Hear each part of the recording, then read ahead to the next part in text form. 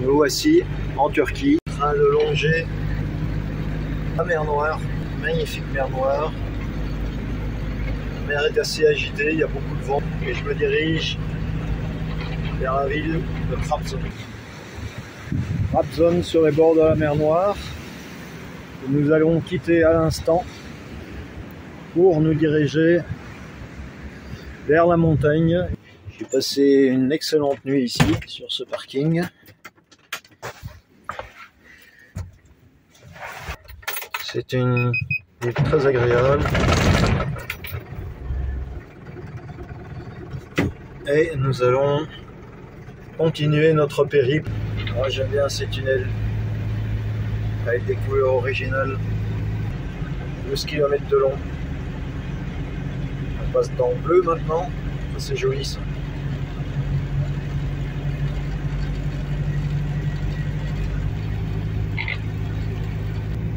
Le tunnel, ça a quelque chose d'hypnotique. On change encore de couleur. C'est pas trop monotone, on s'endort pas. Là-bas, Verbial, lumière au bout du tunnel. Magnifique paysage de l'Anatolie. Voilà, à peine quitté la mer, voici déjà dans la montagne, enneigé. D'ici quelques semaines, ça va être beaucoup plus compliqué de rouler ici, donc je suis plutôt content de le faire maintenant et de rejoindre bientôt la Méditerranée. On voit encore les couleurs de l'automne. Et déjà le blanc manteau de l'hiver. Magnifique. Ah ouais. Il neige. Bon, c'est de la neige fondante, mais il neige quand même. Tout est blanc. En direction du fameux Mont Merout. Vous pouvez constater non seulement les routes en Turquie sont excellentes, mais en plus sont très bien dégagées. Ils passent avec les chasse-neige, elles sont tout à fait correctement salées, et c'est aussi très rassurant pour moi parce que mes pneus avant sont lisses comme des pots de banane, donc il ne faut pas que je fasse trop le mariole ici. On a encore une très longue montée avant le Mont Merout, mais jusqu'à présent tout se passe très bien. Après avoir fait cette magnifique montée, on va s'arrêter ici. Toujours préférable de trouver le spot quand il fait encore relativement clair. Là il est déjà assez tard. Je pense qu'il est 17 h à peu près maintenant. Mais c'est quasiment la nuit, dans une demi-heure il fera tout à fait noir. Donc voilà, je m'arrête ici. C'est un endroit magnifique, c'est un petit peu proche de la route. Normalement, je préfère choisir des trucs un petit peu plus éloignés, mais là, il n'y a vraiment pas de possibilité. C'est relativement plat, en tout cas suffisamment plat. Et puis, on va passer une bonne nuit ici. Et vu de l'extérieur, ça donne ça.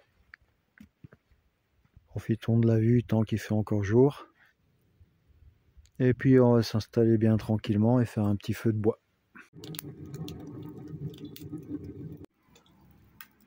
Et voilà. Petite soirée au coin du feu.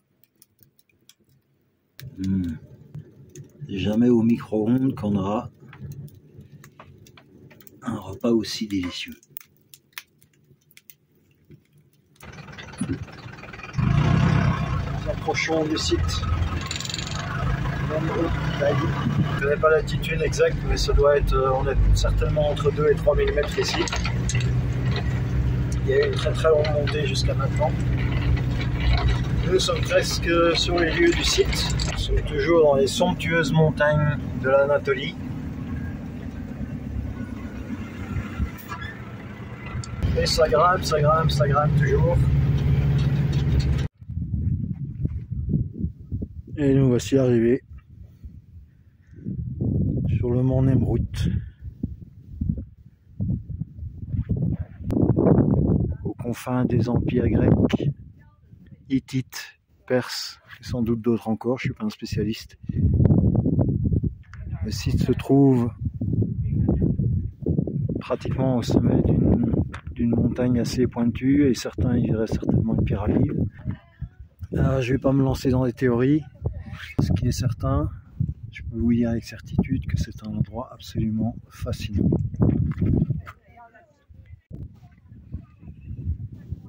Les déesses grecques, les dieux grecs, ici, après le panneau ICJ d'Apollon. Et on trouve très souvent les têtes de lion et d'aigle. Très clairement, il y a eu un problème ici, un tremblement de terre ou un cataclysme quelconque. Tout ça, bien sûr, c'est de la spéculation, mais ce serait très intéressant de voir à quoi ressemblait ce site à l'époque. Il y a un chemin plus ou moins aménagé qui permet de faire le tour de ce que j'appellerais donc cette pyramide. On met route avec différentes terrasses. Il y a deux terrasses, une terrasse occidentale et une terrasse orientale. On vient de voir l'occidentale, nous allons diriger vers l'autre, qui sont derrière logiquement.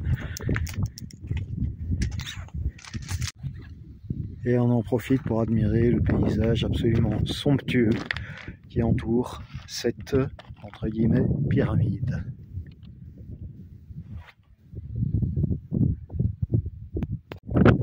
Voici donc la terrasse opposée.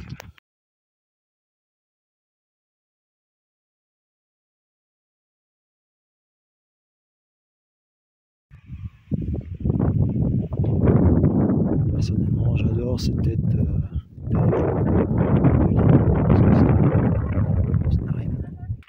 je serais bien incapable de vous dire ce que représente cette statue, mais en tout cas, elle est très impressionnante.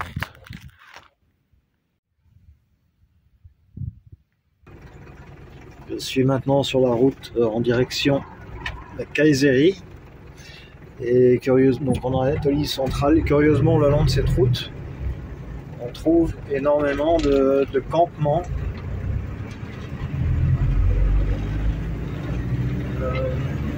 qui ont l'air un peu des campements de réfugiés.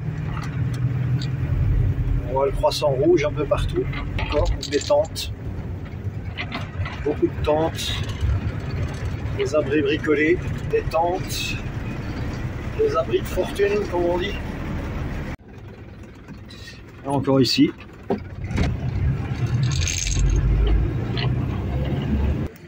Tous les spots pour bivouaquer la nuit ne sont pas toujours glamour. Mais parfois j'aime bien me poser sur ces endroits comme ça, un peu désolé, un petit peu étrange. Puis il y a quand même des belles montagnes là derrière, et puis partout il y a des détritus, mais c'est comme ça dès qu'on quitte l'Europe du Nord, même dans les endroits les plus beaux d'ailleurs, c'est généralement transformé en déchets publics. C'est dommage, mais bon, c'est comme ça. En tout cas, c'est que je ne vais pas manquer de réseau vu que je suis juste en dessous de l'antenne GSM. Endroit, et de toute façon, moi je suis dans ma petite maison à l'intérieur. Et en fait, ça n'a pas beaucoup d'importance où je me pose une fois que je suis dedans. Une fois que je suis dedans et qu'il fait noir, eh bien, la seule chose qui compte encore, c'est les nuisances sonores éventuelles. Mais ici, ça va, c'est relativement calme. Donc voilà, c'est mon poste pour la nuit. Et nous voici en Cappadocie, dans des paysages absolument extraordinaires, là. Encore une fois. Je sais pas combien de fois je l'ai déjà dit. Avec déjà pas mal de neige. C'est début novembre. Extraordinaire paysage que la Cappadocie. Il fait froid.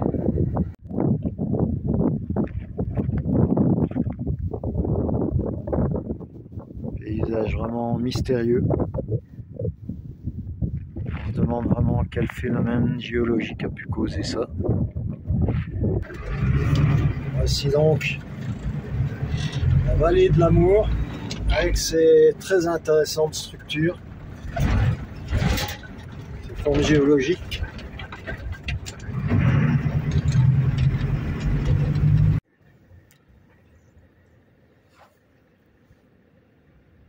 Merveilleux spectacle que ceux de Lâcher de Malo au petit matin. Il est 7h30. Il fait très froid. Le ciel est clair. C'est vraiment extraordinaire sur ce paysage merveilleux.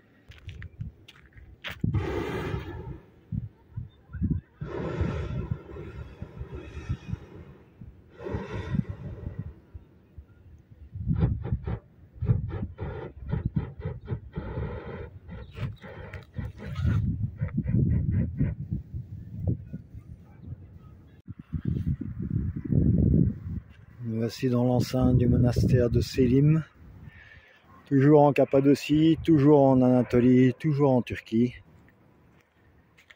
Et voici les cheminées magiques. Les cheminées de contes de fées. Que dire de plus? Je vous laisse admirer et faire le commentaire vous-même.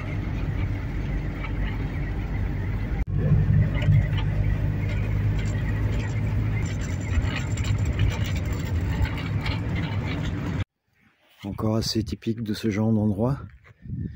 Au monastère en Géorgie, sur laquelle j'ai aussi fait une vidéo, on trouve cette roche qui semble avoir été liquide à un certain moment et puis figée.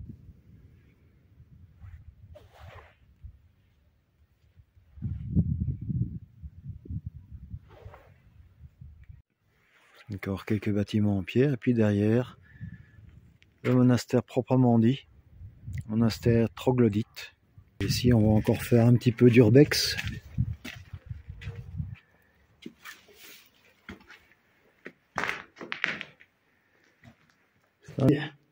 Les lieux sont plutôt laissés dans leur jus. On dirait presque qu'ils sont un peu laissés à l'abandon. Mais personnellement je préfère ça comme ça.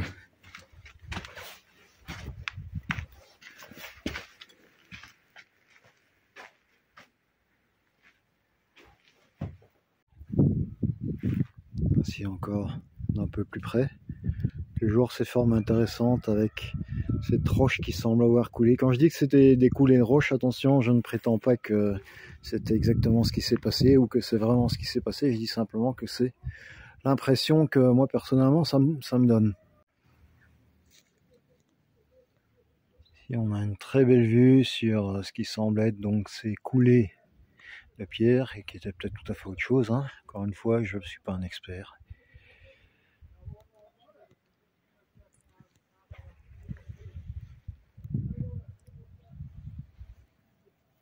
Voici devant l'église. Moi je suppose que c'était une église, bâtiment principal en tout cas.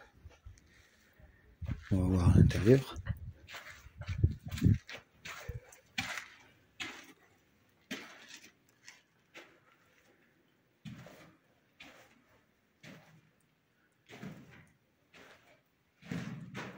Ici il reste quand même quelques inscriptions en grec.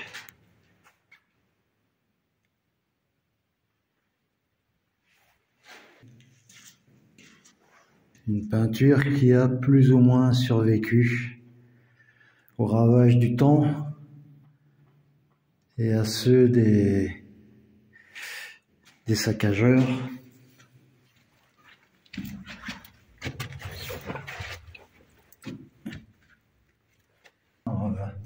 Il y a eu un travail de destruction absolument systématique. C'est dingue l'ignorance quand même, hein. On va monter vers la pièce principale. Ils appellent la cathédrale, ça fait chier cathédrale, donc la cathédrale proprement dite. Et effectivement à l'intérieur ça ressemble bel et bien à une église. Ça résonne comme dans une église.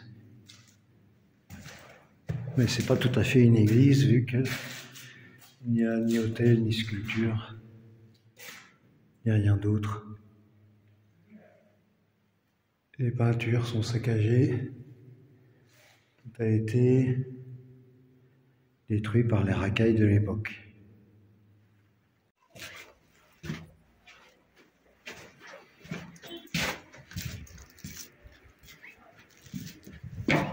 C'est par ici que je suis monté.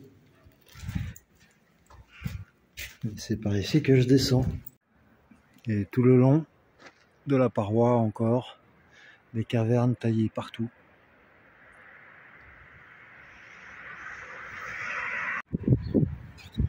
Voici maintenant à Antalya, sur la côte méditerranéenne. On va passer ici quelques semaines, faire une petite pause prolongée après 6 mois sur la route ininterrompue.